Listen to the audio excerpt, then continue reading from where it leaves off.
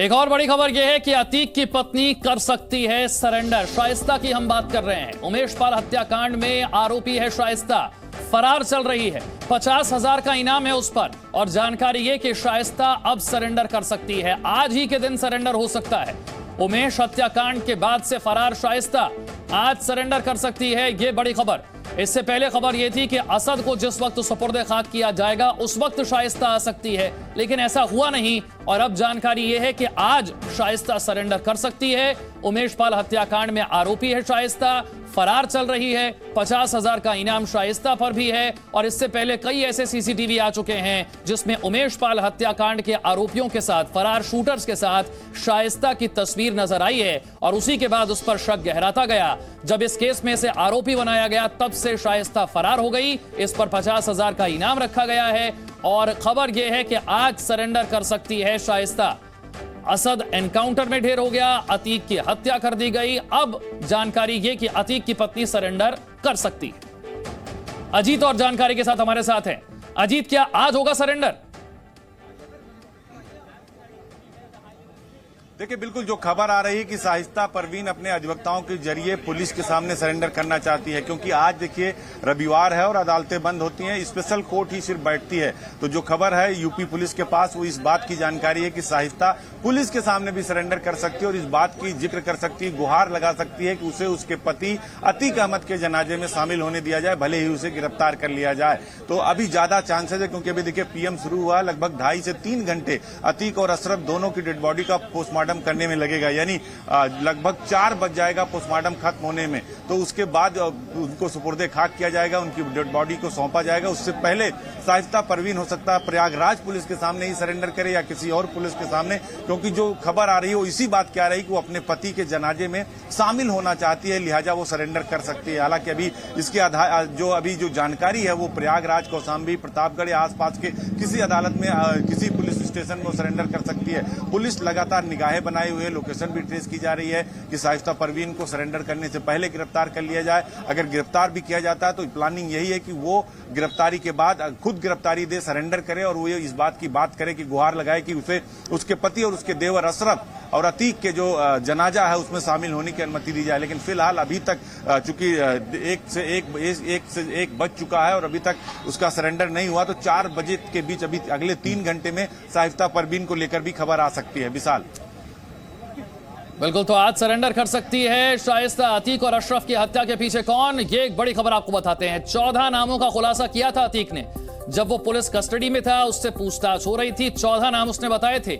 मेरठ के माफिया बदन सिंह बद्दो का उसने नाम लिया था। इसके अलावा 14 ऐसे नाम हैं। अबू सलेम के लखनऊ वाले गुर्गे की तलाश भी हो रही है। पाकिस्तान से हथियार लाने वाले शख्स का नाम भी बताया था।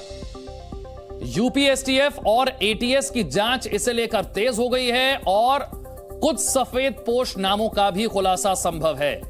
ये वो नाम है जो अतीक ने पूछताछ में लिए।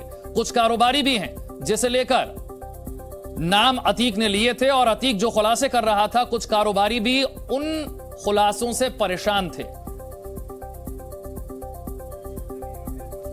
अजीत हमारे साथ जुड़े हुए लगातार। अजीत, 14 ऐसे नाम हैं जो पुलिस कस्टडी में रहते हुए पूछताछ के दौरान अतीक ने बताए थे। अब सवाल उन 14 नामों पर भी। देखिए, बिल्कुल विशाल सवाल खड़े होंगे उन 14 नामों पे, जिसमें राजनेता हैं, सफेद पोस्ट लोग भी हैं और इसके साथ ही पाकिस्तानी हैंडलर है जो हथियार सप्लाई करता था और राजस्थान में जहां पर वो हथियार आते थे जो अतीक को देता था उसका नाम बताया जाएगा। मेरठ का जो माफिया है बदन सिंह बद्दो का नाम लिया गया है, अबू सलेम का नाम लिया गया। इसके अलावा लखनऊ के गुर्गे की तलाश हो रही है जो अतीक को पैसे पहुंचाता था। इसके अलावा कई कारोबारियों का भी नाम लिया है जो अतीक को संरक्षण देते थे और कई ऐसे थे जो अतीक से संरक्षण लेते थे। उसमें राजनेताओं का भी नाम है। तो अब यूपीएसटीएफ उन लोगों की तलाश कर रही है, उनसे भी पूछताछ की जाएगी। मरने से पहले जिन 14 लोगों का नाम अतीक ने लिखा था, बताया था, जिसे पुलिस ने अपनी डायरी में नोट करके पूरा डिटेल कर रखा है, उनकी तलाश भी तेज कर दी गई है। उसमें जो सबसे मुख्य मुद्दा है वो टेरर एंगल भी है। जो पाकिस्तान से हथियार आता था, किसके थ्रू राजस्थान में पहुंचता था, वहां से अतीक को कौन देता था, पैसा कौन डिलीवरी करता था, लखनऊ का अबू सलेम का गुर्गा कौन था जो पैसे का ट्रांजेक्शन करता था, उमेश पाल की हत्या के बाद लखनऊ का कौन सा व्यापारी था जिसने पैसा पहुंचाया, कौन सा राजनेता था जो संरक्षण देता था, अतीक से संरक्षण लेता था। इस बात को अतीक देखिए मीडिया में भी बोल चुका था, बहुत सारे लोग हमसे मदद लेते थे और बहुत सारे लोग हमें मदद देते भी थे। तो उन 14 नामों पर फोकस कर रही यूपी एटीएस और एफटीएफ। तो आगे वाले समय में, आने वाले समय में आप देखिएगा कि और कई सारे नामों का और कई सारे नेक्सस का खुलासा भी होगा। विशाल, ठीक है, जैन साहब हमारे साथ जुड़ गए। जैन साहब, आप लगातार हमारे साथ जुड़े हुए हैं और अतीक के पुलिस कस्टडी में होने के दौरान कई नाम सामने आए, ऐसी जानकारी है। और अब सवाल उन नामों को लेकर भी है, चाहे वो सलेम के गुर्गे हों, चाहे वो मेरठ का बदन सिंह बद्दो हो, या फिर पाकिस्तान से जो हथियार सप्लाई होते थे वो हथियार तस्कर वाला गिरोह हो। क्या उन पर भी अब शक की सुई जाएगी? क्या जो खुलासे अतीक पुलिस कस्टडी में कर रहा था उससे इन लोगों को खौफ बढ़ गया था?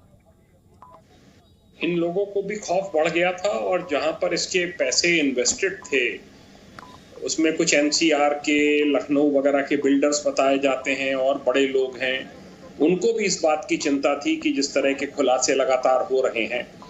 तो मुझे कोई बहुत आश्चर्य नहीं होगा अगर ये तीनों पकड़े गए हैं, इनसे सख्ती से पूछताछ के बाद क्या बात निकल के आती है कि किसने इसको पूरा अंजाम दिलवाया है। इसमें सुंदर सिंह भाटी गैंग का भी नाम आ रहा है कि सुंदर सिंह भाटी का एक शूटर रहा है सनी। तो ये सब चीजें तो देखिए अब कि ये पाकिस्तान से स्पॉन्सर्ड है, आईएसआई से है, लश्कर तैयबा से है, या इसके पीछे कोई माफिया ग्रुप्स हैं। और जो खुलासे कर रहा था इससे काफी लोग परेशान थे और उनको ये लग रहा था कि वो इसमें एक्सपोज ना हो जाएं और कहीं पुलिस का हाथ उन तक ना पहुंच जाए। तो इसलिए प्रोबेबिलिटी इस बात की भी है कि इसमें वेरियस एंगल से जांच चलेगी और चल रही है। और मैं समझता हूं अवश्य पुलिस इस निष्कर्ष पे पहुंचेगी कि इन तीनों को किसने हायर किया, किसने पूरा ट्रेन किया, कौन इनके पीछे और हैं, सरगना कौन है, सब तक हाथ जाएगा पुलिस का। जैन साहब, ये तस्वीरें देखकर भी लगता है, क्योंकि ये तस्वीरें अगर हम देखें जिस तरह से अटैक हुआ, 9mm की पिस्टल इनके पास थी। ओवैसी ने प्रेस कॉन्फ्रेंस में कहा इनके हाथ नहीं कांप रहे थे, बड़े स्टेडी इनके हाथ थे और बड़े प्रोफेशनल लग रहे थे, बड़े पेशेवर तरीके से इन्हें मारा गया। जी हाँ, बिल्कुल पेशेवर तरीके से मारा है। मैंने भी वो शूट आउट देखा है, उसकी पिक्चर्स देखी हैं। बहुत ही प्रोफेशनल तरीके से मारा गया है। बेखौफ थे और उन्हें मालूम था, बता दिया गया था कि पुलिसकर्मी इतने हैं, आप अंजाम देने के बाद फौरन हाथ खड़े करें, वेपन डाल दें, जिससे पुलिस आपको मारने ना पाए। दूसरा, पुलिस के सामने एक थोड़ी सी ये भी दिक्कत थी कि वहां पर मीडिया कर्मी बहुत बड़ी संख्या में थे, अगल बगल अगर कहीं